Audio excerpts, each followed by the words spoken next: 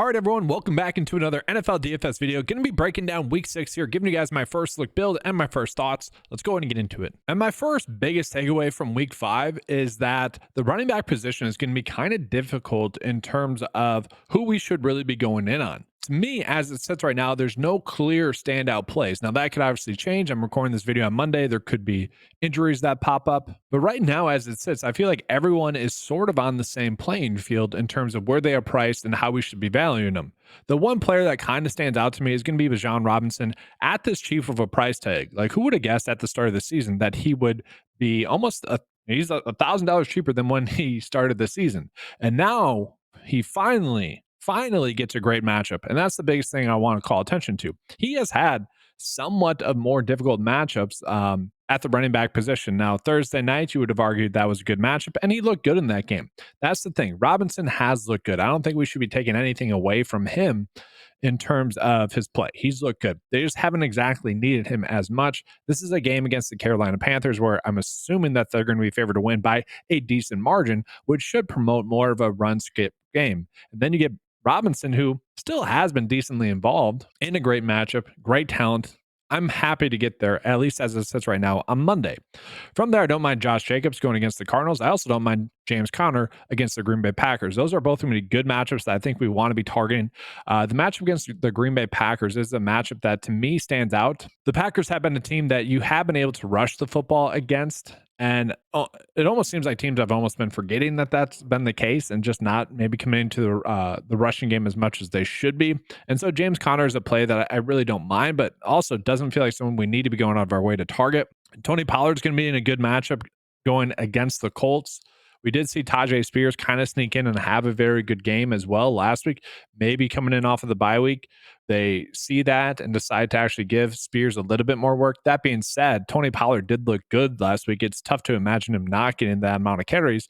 And he is someone that at this cheap price tag, I have already been getting to a decent amount at the start of the week. Again, guys, that can change. We do have Harris, who, if Cordero Patterson and Jaylen Warren are still out this coming week, which I kind of do expect, I do think we'll be looking at Harris to have a good game. I was a little bit shocked that he only had 2 targets in this game, and it was kind of a sloppy game. This is what you would expect. Honestly, have Justin Fields try to beat you, just try to stop the run with Najee, but he played a lot. He played 74% of the snaps. I would have thought that would actually be a little bit higher, but he is someone that I think will give us 10 fantasy points, and maybe he can score a touchdown against that Raiders defense that isn't that good. But that's kind of it right now for receivers. Like I said, it is kind of ugly in terms of us having a clear option to be going in on. So receiver is going to be a little bit easier. I think we're going to be just paying up for CeeDee Lamb in a good matchup going against Detroit. This should be a high scoring game. He had a decent game against the Steelers that, was a difficult matchup. It was pretty clear that they were trying to get him the football as well. They made an active effort to get him the football, as they should. So I do like CeeDee Lamb a lot. I think he's going to be the highest fantasy scorer on the slate, and I think we should be treating him as such. One of the bigger things that we don't have just yet is, will AJ Brown be back? I am assuming that he'll be back. Devonta Smith should be back as well. If one of those two were to sit, the other one would become one of my favorite plays on the slate. So I just want to make that clear. Nico Collins is looking like he's going to sit in this game with a hamstring injury. That can take anywhere, like if it is a true hamstring injury, that typically takes about 3 weeks. It might be a mild one, is what I mean. He maybe doesn't sit out, but he didn't come back in that game. So we're probably looking at a little bit of stuff on Diggs to obviously step up and have more targets. I do hate the price increase. I'm a little bit worried about that price increase, especially in that matchup against New England. Not exactly a matchup that we want to be going out of our way to target. And then Tank Dell also saw a big price increase. So I don't really love that price increase there for Tank Dell. That being said, I think we might just be looking at Dalton Schultz to be a decent option, but he's also priced up a little bit as well, to the point where it's not exactly a must play. So the pricing here for the Texans is what's causing them to not be as desirable as plays as I would have liked. Now, another Dallas player is someone that really made me look good for the Monday night showdown slate. I was pretty much touting Jalen Tolbert, saying we need to be playing Jalen Tolbert. He's going to stand out. If you guys can pick him up in your season-long leagues, really just banging the Jalen Tolbert drum, as I have been for a decent amount now.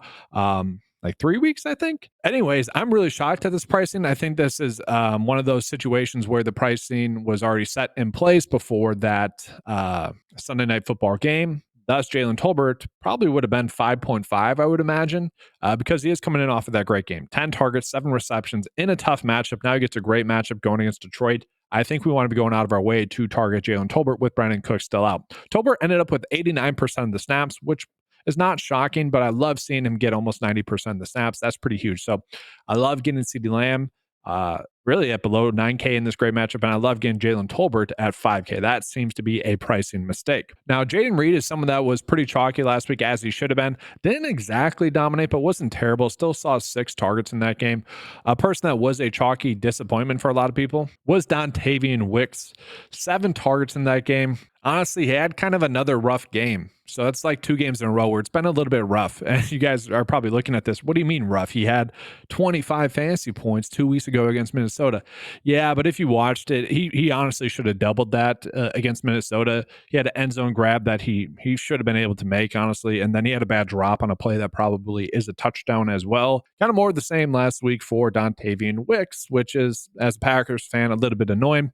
That being said, the talent is clearly there. Jordan Love is still going to go back to him. We got to see if Dobbs is going to be active in this game. If Dobbs is active, maybe he gets going in this game. But Christian Watson probably going to be out as well. But we don't know that for sure. If those two are still out, I actually don't mind going back to Wicks. A lot of people are not going to want to do that, and that's where he becomes a great play to me. Jacoby Myers still getting a lot of targets as well. I'm a little bit shocked at this pricing, honestly. He's the receiver number 1 for the Raiders. We have seen that be a valuable spot for them. A little bit of a difficult matchup, so I kind of get it. Darnell Mooney's been another one of those players that I've been hyping up a decent amount. I think he's going to make a lot of sense as a GPP play. Just been on the field a bunch, basically not leaving the field. Besides that first game against Pittsburgh, where he was open a bunch, and that was my takeaway in week 1, guys, is that he was open a lot. I think they're going to go back and watch the film and notice that and make an effort in getting him the football. Kirk Cousins will get better as the season progresses, and that's exactly what's played out. 7 targets, 8 targets, 6 targets, and then obviously 16 in that shootout game against the Bucs. Do I see this game being a shootout? Probably not, but I still really think Darnell Mooney is kind of the 1B in this offense, which when I first started saying that was a little bit of a hot take. Still like Darnell Mooney as a play. That being said, another player in this offense that we're getting a strange pricing on is going to be Ray McCloud. Ray McCloud is basically playing the same snaps as Darnell Mooney and Drake London. They're doing a lot of 3 receiver sets.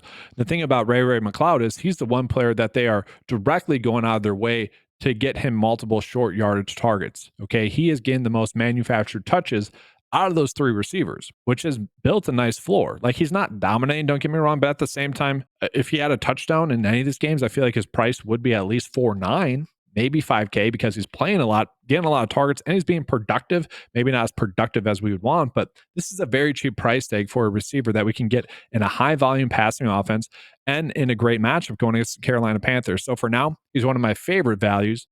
And then I do need to point out the Demario Douglas stuff has been super annoying. So 9 targets against Miami, 9 targets against the Jets, and for whatever reason, didn't play that much in the Niners matchup. Very annoying. Like, he could be a source of value, but it's going to be risky. Then I do think I need to mention kind of the Houston players as well. It was actually Xavier Hutchinson that got more work than Robert Woods. That kind of felt like a mistake to me. I wouldn't be surprised to see Robert Woods get more work for Nico Collins. But at the same time, a little bit different talent, I would say. I could see why maybe they turned to Xavier Hutchinson in that game. More replaceable of kind of what Nico Collins does on the field, whereas you give them a week to prepare, they could scheme up their offensive game plan a little bit more for Robert Woods, who I view as a better player. So I don't mind that route. Again, guys, there's going to be a lot of other players that we touch on throughout the week. This is just a first look build. Let's go ahead and jump on into the tight ends. So probably my best call of the year is Tucker Kraft. Throughout the whole season, off season, I should say, I've been telling you guys to draft Tucker Kraft in your best ball drafts. I've had him as a player I've wanted to be on. For DFS purposes on every single slate as well. I just always viewed him as the better player compared to Luke Musgrave, and the snaps were indicating that as much. I made some jokes on Twitter that maybe calling him a top 10 tight end was not bold enough. Maybe I should have called him a top 5 tight end. Because while this offense is a good passing offense, we know that. The schedule coming up has been great. He already took advantage of a good matchup against the Rams. And let's just actually, maybe he is a top 10 or top 5 tight end. You would argue then he's too cheap. Only 5 targets in that game. Obviously, 2 touchdowns in that game was huge, but it was the big plays. Like, he made those touchdowns. Honestly, Luke Musgrave probably messes up the second touchdown. Not many tight ends are going to score on his first touchdown, though. And so we can get him at this cheap of a price tag. That's kind of crazy to me. At the same time, you do have Jake Ferguson, who continues to be a very big passing target weapon in this offense. And I'm honestly confused about that pricing as well. Like those have been two of the more consistent fantasy producers. I'm not sure why they're not priced up there with Laporta or Trey McBride, who I'm perfectly fine with as well. Dalton Schultz does kind of feel like the natural replacement. I am curious to see, I'm recording this video on Monday, if the Taysom Hill replacement, one, if Taysom Hill is going to be out next week, but if an actual replacement steps up, will it be Foster Moreau? Will it be Jawan Johnson? One of those two can end up being a good value. One kind of ugly play to watch, or just a tough play to watch, I should say, was with Tommy Tremble last week. He got banged up in that game. He's probably not going to play for a while. I mean, don't watch it. It was tough to watch. But with him most likely being out, I think we're going to be looking at Sanders to be someone that we're looking at min price. Almost this feels like a mistake. And a lot of the times I've been punting at tight end. And if that's part, like, to punt at tight end to be able to pay up for some studs, I don't mind that 5 targets in that game. He should be someone that steps up into a bigger role in this game. So like, I don't mind punting to him. Good value. And then for what it's worth, Cade Otton does feel pretty cheap. More of a shoulder shrug play. Like if I have salary left over with whatever build I have, and I have Sanders in there, I have salary left over, I'll probably go up to Cade Otton. He's been pretty involved in this offense, and the defense has been struggling, so has led to a little bit more of a pass-heavy script there as well. So from there, quarterback-wise, obviously Lamar Jackson, Jaden Daniels are going to be plays that everyone wants to get to because they provide such a nice high floor, and they're playing against each other. That should be a higher scoring game. I really don't mind that. I think we can easily get to that. Some other options. Jalen Hurts could be someone we're looking at if both A.J. Brown and Devonta Smith are back, because obviously you get two of the best receivers in the league back on your team. That's obviously going to help you. You got Dak Prescott in what's going to be a pretty high-scoring game as well. Obviously, if we are playing CeeDee Lamb and Jalen Tolbert as we are in this first look build, we're going to be ending up on Dak. But you also have Jordan Love in a great matchup as well. Jordan Love, a little bit of a disappointment last week, only scoring 16 fantasy points. My one concern with that game is I did think it'd be like a very kind of long drive type of game where everyone's just having clock killing drives. And that's what ended up happening last week. I don't exactly see that being the case with Arizona. They can have long drives, but for the most part, not like the Rams. Justin Fields is a little bit interesting here, just given how much he's rushing the football. I personally wouldn't be surprised if we see Russell Wilson sooner or later. That would probably shock some people, but I know Fields hasn't been playing bad, but he hasn't been great. Like, there are plays to be made that'll help you win games. Instead, he's making plays that won't lose you games, if that makes sense. And if I was a Steelers fan watching this, knowing how that is the quarterback that Russell Wilson has been in his career, I think I would rather want that. Again, I know he's not been playing poorly, but that's just something where if it does happen, and it probably won't, don't get me wrong, I would want to be on Wilson then. But Fields at that price tag is definitely a little bit interesting. You guys are going to see Deshaun Watson get a lot of hate again this week, where I would argue it's more justified this week, just given the matchup against the Washington Commanders. Should have had a better game. Just that team seems like a mess, and he's kind of the scapegoat right now. The play on the field hasn't been egregiously bad, kind of like with Daniel Jones, where he was getting blamed a lot. And I was telling you guys, no, he's playing good. Like he's not the problem. It's probably Watson's demeanor that's the problem, more so than the play on the field, which has collectively led to some weird stuff just happening for the Browns. There are some rumors that Drake May could be active or starting in this game, and O'Connell. I don't think we're looking there. And that's really it. Maybe Mason Rudolph or Will Levis. Yeah, I don't mind either of them coming in off of the break in that matchup as like a GPP flyer. I actually think they could be good values, whichever one starts. Hoping that DeAndre Hopkins finally gets more snaps. That's the thing. Like, this offense, for whatever reason, needs DeAndre Hopkins to go. The Saints offense needs Taysom Hill to really be a great offense. Miami really needs a between the tackles rusher, Mostert, to be active to really make that offense go. And that seems to be the case with the Titans, is that when Hopkins is on the field, that offense is looking good. Then DST-wise, I don't mind the idea of going with the Patriots. Again, I typically like to go with the lowest price defense that I strongly think will not go negative. Probably the Patriots.